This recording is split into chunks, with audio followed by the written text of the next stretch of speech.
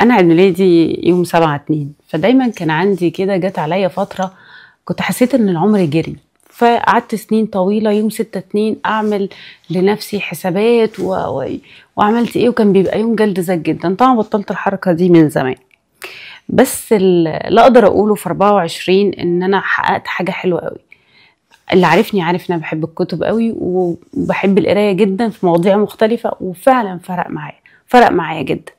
فانا جايبه لنفسي هديه، واحده من الهدايا بتاعت السنه الجديده، فكانت اخر كتب في مجموعه 24. فهفتح البوكس معاكم وتعالى اقول لكم.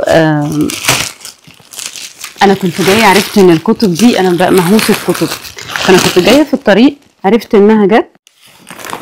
فتعالوا نشوف هديتي. زي ما قلت لكم انا كنت جايه على الطريق الصبح، عرفت ان الكتب جايه كاني جالي كنز، فانا بعشق الكتب والنوتس والحاجات دي. فدول اخر مجموعه واخر هديه في 24. تعالى اوريكم بقى انا قريت ايه في 24، او جبت الكتب دي وقريتها. بصوا هنحطهم كده يا رب ما يقعوا. دول حصلت 2024. مبسوطه جدا ان انا حققت هدفي في الكتب. الناس اللي عارفاني انا بحب القرايه جدا، بس للامانه المره دي كانت ممنهجه قوي. حددت انا عاوزه ايه واطلع منهم بايه. الكتب دي تجارب كتير جدا، في كتب منها فعلا فرقت معانا شخصيا، في كتب فرقت في حياه الناس اللي حواليا، فرقت في وعي. فانا من نوع لحد دلوقتي باخد كورسات وهفضل اخد كورسات.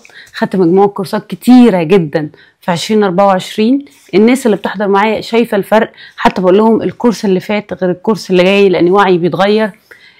نصيحتي ليك وانت بتحط خطه حياتك، لازم تشتغل ان انت تطور نفسك طول الوقت، تاخد كورسات طول الوقت، حتى مع ناس اصغر منك، حتى مع ناس ممكن تكون انت اللي درست لهم. المهم ان انت تشغل عقلك وتشوف الحياة من زوايا تانية. الكتب دي في منها كتير جدا انا عارفة مواضيعه، وفي حاجات كنت كاتباها في الكتب بتاعتي، بس خلتني اشوف الزاوية التانية من الموضوع. يعني مش معلومات انا لسه بتعرف عليها، شفت وجهات نظر مختلفة. فبجد هتفرق معاك لو انت اشتغلت على نفسك قوي طول عمرك. كان معاكم ديال بكري.